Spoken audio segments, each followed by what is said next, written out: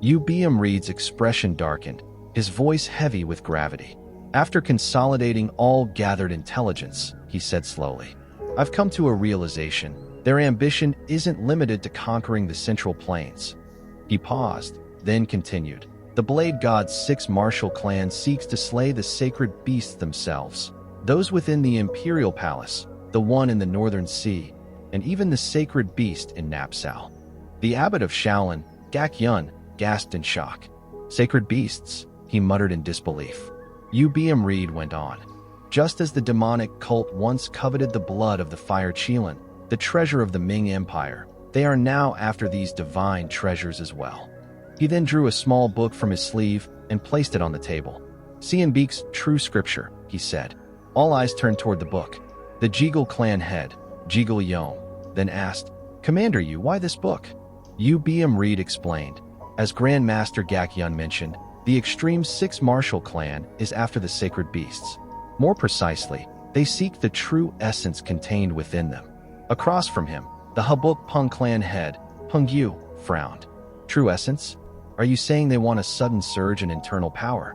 Yu-Beum Reed shook his head. No. At first, I thought it was just a legend written in the scriptures, but judging from their movements, it's clear, they're after the 5 spirits. The Beggar clan head, sitting nearby, groaned in frustration. Then what are you trying to say? Spit it out already. Yu-Beum Reed drew everyone's attention and turned the pages of the book. Here, he said, pointing at a passage. Just as written in Seonbeek's True Scripture, whoever obtains the true essence of the 5 spirits shall achieve immortality. The entire hall erupted in shock. Murmurs filled the air until one voice rose above the rest. Commander Yu, immortality? The man asked, his tone trembling. Could it be the same immortality sought by the first emperor in ancient times? The Martial Alliance leader, Imak, stood up calmly, his presence commanding. It's natural that many lords find this hard to believe, he said firmly. However, the important point is not immortality itself. He turned slightly to his side. According to the information gathered by Commander Yu and Master Make, our alliance can use this fact to turn the tables on them decisively. Yu-Beum Reed then reached into his sleeve, searching for something. In a swift motion, he tossed several objects onto the table. They were marbles, each inscribed with a single word. One red chariot, king. Another, upright. And 2 more, earth, upright. Gasps rippled through the room as everyone stared at them. Yu-Beum Reed stepped forward and declared, From this moment onward, our alliance will launch an all-out campaign for the future of the orthodox martial world. The room buzzed again, everyone exchanging uneasy glances. Zhongnan's sect head, Jik Yang, quietly looked at the man seated opposite him, deep in thought. Was this also why the Western commander, First Master, was called here? He wondered. But if he leaves the front lines, won't it weaken our defense against the unorthodox faction? The man in the red robe, Mu Guchong, First Master of the Shangxi Sword Sect, sat with arms crossed, silent and composed. Yu-Beum Reed continued, his tone grave.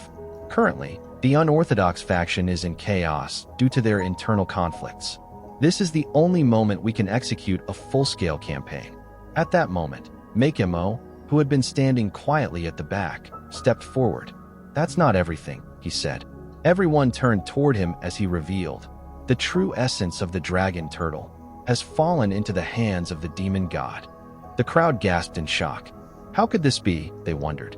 Yu-Beum Reed stepped forward. The all-out campaign I mentioned is to prevent that, he said. The man in the white robe beside him asked, Commander Yu, what do you mean? If that monster already has the true essence, how could we possibly stop it? Then added, It's not over yet. I don't even know if other sacred beasts truly exist. However, there's an interesting legend about Changbai Mountain. Another master leaned in. Could it be a sacred beast on Changbai Mountain? Yu-Beum Reed nodded. Exactly. The Wind White Tiger. He explained, according to Seonbeek's True Scripture, there exists a sacred beast called the Wind White Tiger, one of the 5 spirits, on Changbai Mountain. The abbot of Shaolin, Gak-Yun, struck his palm once. If the White Tiger truly is a sacred beast, it must also possess a true essence. As Commander Yu said, the Blade God's 6 Martial Clan or the demonic cult would very likely target it. Yu-Beum Reed continued. From now on, our alliance will split its forces in two and head for the enemy bases marked on the map, Hangzhou and Changbai Mountain. He gestured to the map. The king's symbol marks the Blade God's 6 martial clan forces fleeing to Napsao in the western regions. The chariot marks the demonic cult forces in the northern sea. Around him, everyone argued strategy, voices low and urgent. At the back, Makemo stood still, lost in thought. He recalled Master Kong, no, Lord Yang, who once dreamed of blue skies. A wicked grin crossed his face. Your death has become the spark for a great flame, he murmured, for the greater good. The scene shifts to the northern Great Plain. Rows of yurts, the open fields, with people tending gardens under the bright sky. Hyo Bong stands there, eyes wide in amazement. Is this really my yurt? He asks Dan Jucheon beside him, his voice filled with disbelief. His excitement grows. Can I really use it? Dan Jucheon sighs, a bit flustered. Weren't you the one pestering me to try it out? Hyo Bong rushes inside, spinning around in awe. The inside is really cool too, he exclaims. Dan Jucheon glances at him. Thinking silently, Hyo Bong has reached the unrestrained realm, comparable to an elder or even a sect master. So why does he still act like a clueless apprentice? He turns to the elder beside him. Do you need one as well? The elder smiles gently. I'm fine, but it would be nice if we could give one to the cult leader as a gift. Dan Jucheon looks around. Now that I think about it, the sect leader isn't here. The elder chuckles softly. He's probably with the former supreme leader. Are the two of them training again? Dan Jucheon asks. The elder laughs. Of course they are. The scene cuts to Cheon Yeo-Woon and Cheon Inji standing together, a mountain hill before them, a bonfire burning behind. In a flash, Cheon Inji dashes forward, leaping high into the air. Heavenly Demon Sword Technique, 4th form. His blade flashes as the strike tears through the mountain hill, slicing it cleanly in two. He lands gracefully, his foot stamping the ground with perfect control. But just then, the sword strikes Cheon Inji had unleashed erupted with a thunderous roar. The mountain hill trembled violently as waves of power rippled through the air. Yeo-Un clapped his hands together, eyes shining. Excellent, grandfather. You've flawlessly executed the 4th form of the Heavenly Demon Sword Technique. Cheon Inji turned slightly, letting out a soft laugh. It's all thanks to you, Yeo-Un. Just understanding this chi circulation method grants such strength. His expression softened as he sighed, thinking deeply. The chi circulation technique I spent years developing feels trivial compared to this. Was the Heavenly Demon Patriarch truly such a genius to have created it? He gripped his sword tighter. If only I had cultivated inner power through the Heavenly Demon Sword Technique instead of the Reverse Muscle Classic. But I can't just convert my inner power now. What a shame. Yeo-Un looked up at the sky. Grandfather, will you practice the 5th form as well? Cheon Inji shook his head. No. Even with perfect theoretical understanding, the 5th form is harder to master than I expected. Merging all sword techniques into one unified form is no simple task. He glanced at Yeo-Un. Yeo-Un, I'm grateful to you, but I also feel sorry. Yeo-Un shook his head firmly. Not at all, Supreme Grandmaster. It's only natural for you to learn the Heavenly Demon Sword Technique. Cheon Inji closed his eyes, a gentle smile on his face. Even so, for this old man to be learning our sect's greatest martial art. But Yeo-Un interrupted softly. It's not the absolute best. He paused, his gaze steady. I can't hide the truth from grandfather. Not after all he sacrificed for the sect. Cheon Inji turned, puzzled. What do you mean? The Heavenly Demon Sword Technique isn't the best. Yeo-Un drew his Heavenly Demon Sword as he recalled, and then spoke up. On the cliffs of Broken Sword Valley, the Heavenly Demon Patriarch left behind an unfinished sword manual. Cheon Inji's eyes narrowed. An unfinished sword manual? Yeo-Un smiled faintly.